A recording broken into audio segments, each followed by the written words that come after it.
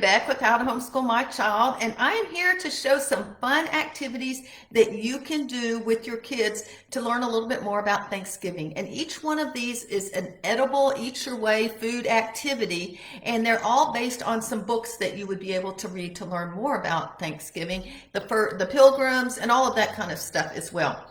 So let me just show you what we're going to be making. I've got all sorts of things here. We got a teepee, we got a pilgrim hat, we got a Mayflower, several turkeys here, and then I have something called Mayflower Munch that I will sort of bring everything back together again right at the end.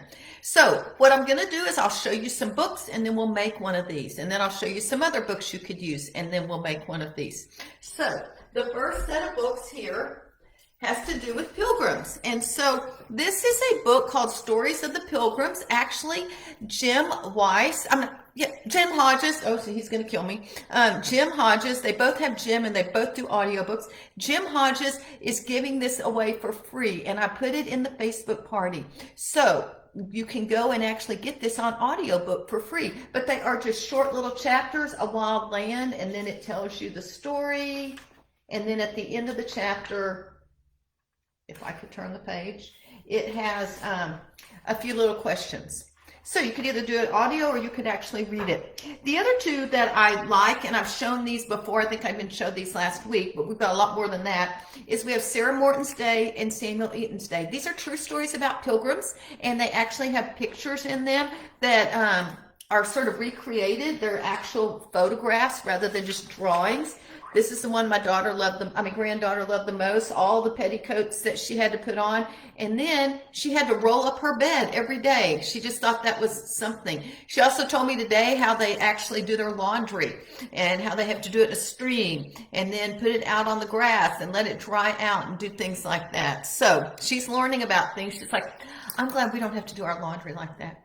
All right, so we've got pilgrims, so let's start with the pilgrim hat cookie. Very simple to make. All you need, where are they? Oh, here it is. These are the little striped cookies that have chocolate on the back, and then you need a mini Reese's cup. None of this stuff is very healthy, so I'll just give you a heads up. So if that's a problem, may not be your cup of tea. Anyway, all you do is take your Reese's, you're going to put some frosting on it, and then you are going to put it in the middle of your cookie here, and there you have a little pilgrim hat. Now, I would normally decorate, like pipe a little thing of frosting and then put a little buckle, but I bought the wrong kind of frosting, and I bought the kind that's fat instead of skinny. But that would be another way you could decorate this. So you've got a little pilgrim hat right there. And that way you would do the books that have to do like Sarah Morton's Day and Samuel Eaton's Day. You could read those. Next up. All right, so the Pilgrims came over and they befriended the Indians, and so you could read their Squanto, and that would be the best one to read because Squanto taught them how to grow corn. He taught them how to dry fruit and how to hunt and what to do with the wild animals. Another one here is Pocahontas. It's not really the exact same time period, but it would be one that would be an Indian book. Oh, excuse me. Just a second. I shouldn't be coughing on food. I just swallowed the wrong way. Excuse me. I don't really know how to say his name. Tapanum's Day. This is an Indian boy in Pilgrim times. And so again, pictures. And they're showing what his life was like during the day. Excuse me. So what could we do to represent that?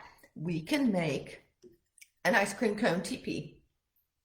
Looks like this. Super easy to do. Now, depending on the age of your kids, they're going to do different parts. So let me get the cone that had. The first thing you need to do, and I would probably mom do this, is you need to break off the end. It's a little, depending on your cones, you need a little bit of hole to be able to put the sticks, the pretzel sticks in.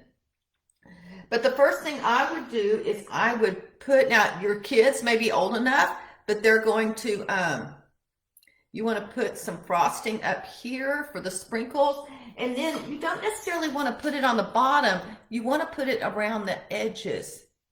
And so come around here and do it all. Then you're going to need sprinkles. I recommend putting the sprinkles in on a plate, not a bowl, because it's more shallow. And all you're going to do is take this and roll it around until you get however many sprinkles you want on there. Then you're going to take this in and sort of do the same thing at the top and roll it around till you've got something sort of pretty. The last thing you need, and younger kids would have a hard time with this, so mom might need to help, is you're going to get a pretzel stick, and I would just break it in half, and then you're going to dip it in your frosting, and then stick it in that hole. The frosting helps glue it in place. I mean, you could put 2 or 3 depending on how big your hole is. This one, they're usually not going to actually fit 2 inside. So you want to put frosting on the second one, and that way it sort of glues to the first one. And there is your teepee for your Indian study. So that's eat your way through that.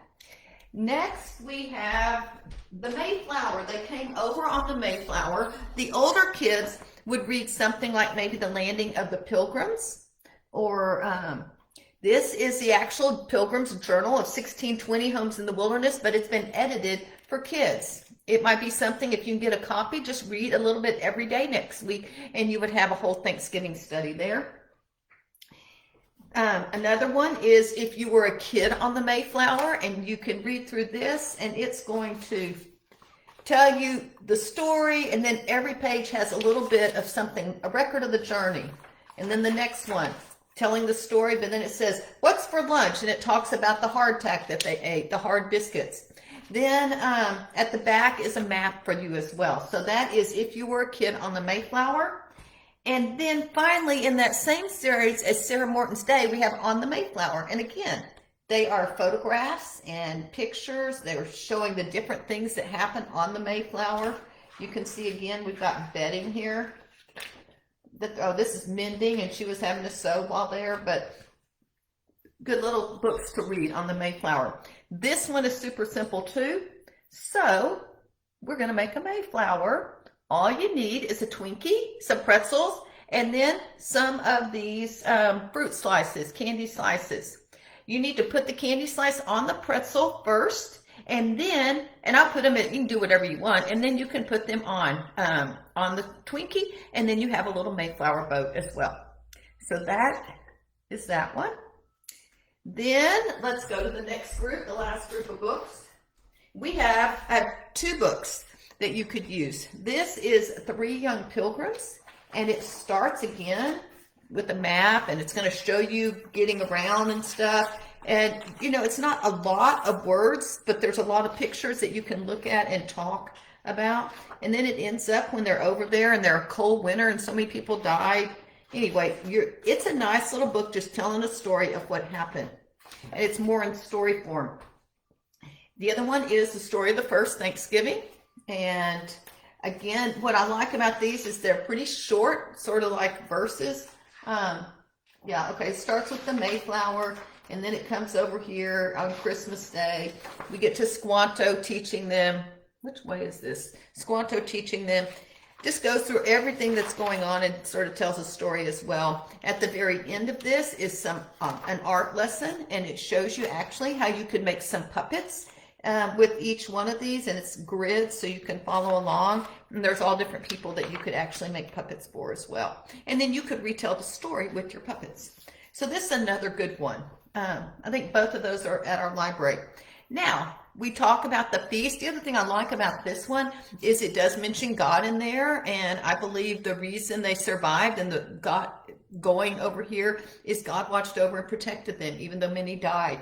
But I think Thanksgiving is all about not just saying thanks, but saying thanks to God, the giver of all good gifts. So we're going to make some turkeys to represent the first Thanksgiving.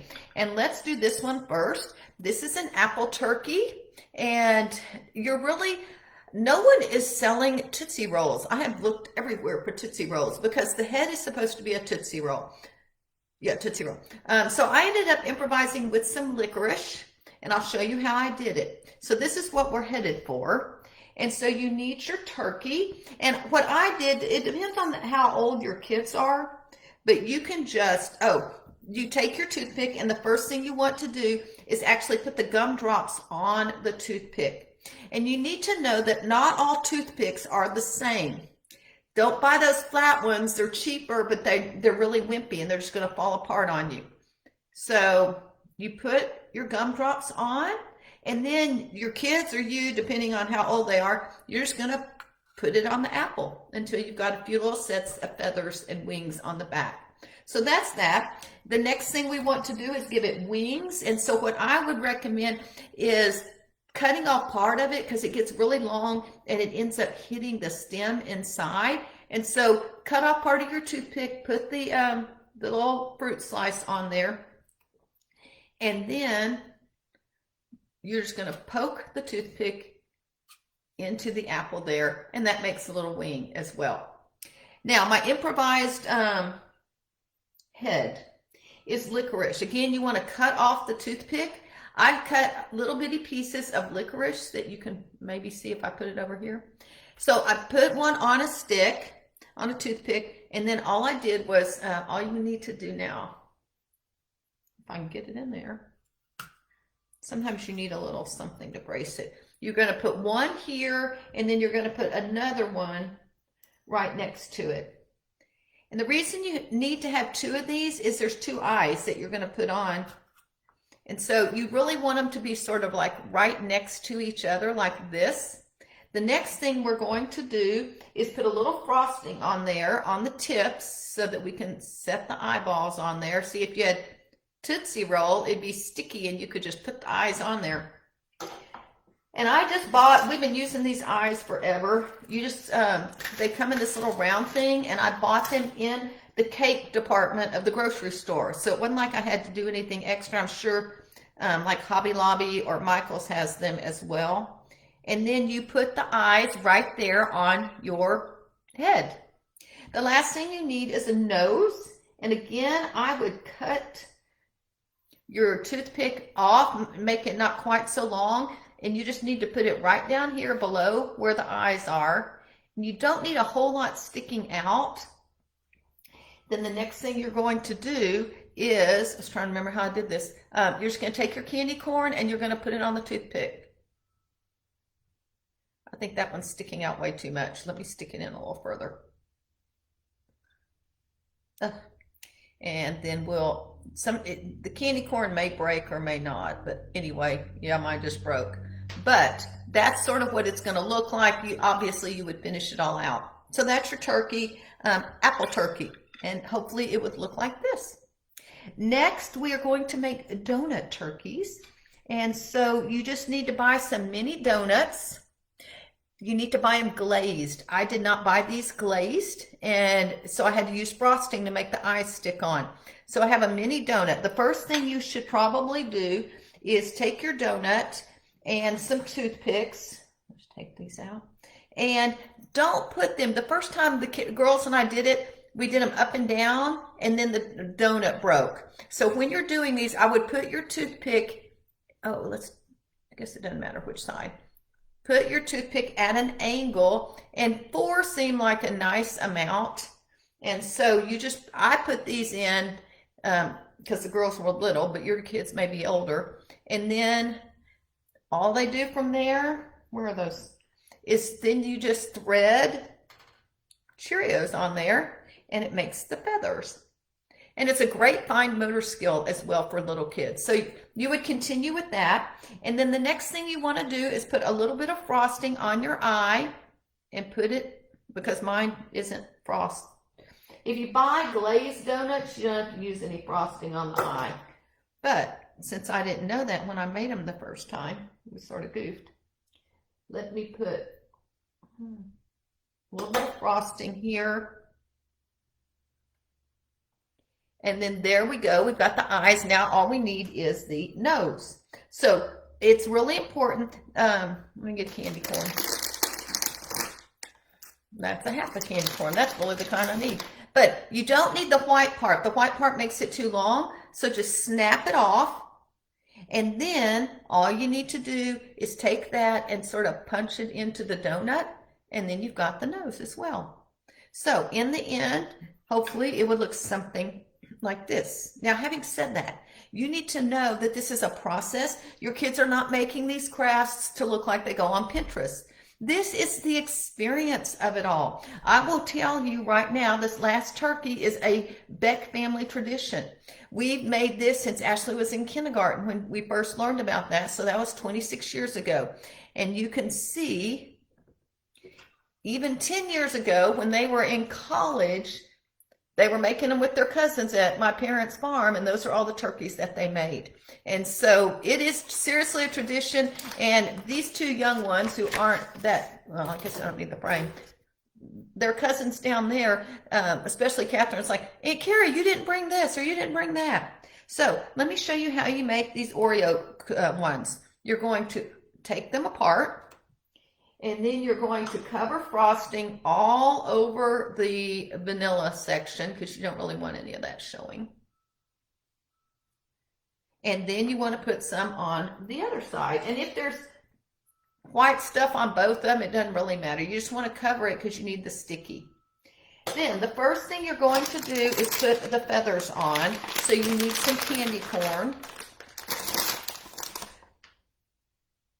So you just take this and you're going to just put them on however they want. I'm going to tell you what, if you've got little kids, they're probably not going to look like this. We don't know what they might look like.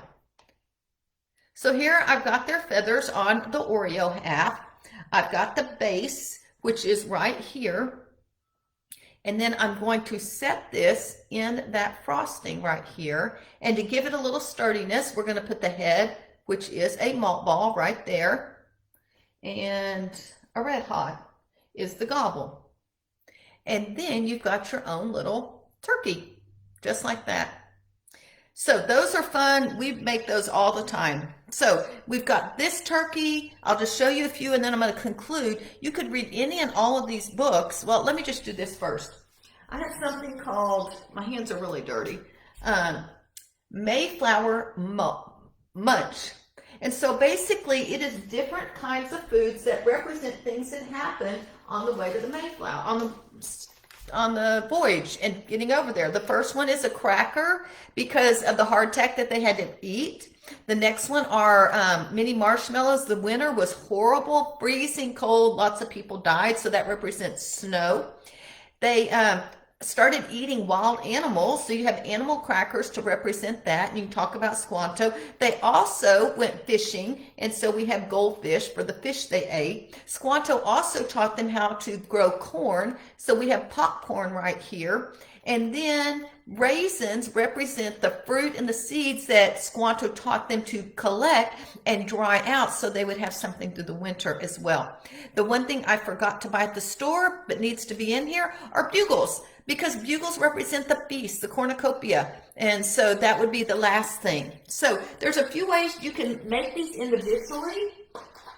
And you could do that by putting all the pieces in cups and then talking about each piece and what part of the story they represent. And the kids can make their own individual ones. Or if you want to make a family one, you just take all of this, all the different parts, and you're just going to make them a munch.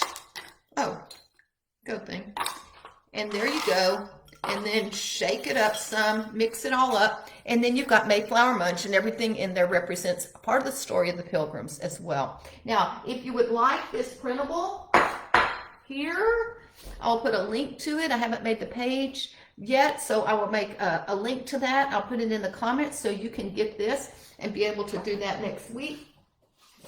Those are just a few of the things. I just think it's important that kids have fun and love learning, and these are some ways that you could, let's read the book and then we're going to do a fun activity just to review so you can see what they are. We have our Twinkie Mayflower, we have our Pilgrim Hat Cookie, we have our Sugar Cone Teepee, we have our Donut Turkey, our Apple Turkey, I guess I don't need to stand on my tippy toes, and then the Beck Tradition, the Oreo Turkey as well.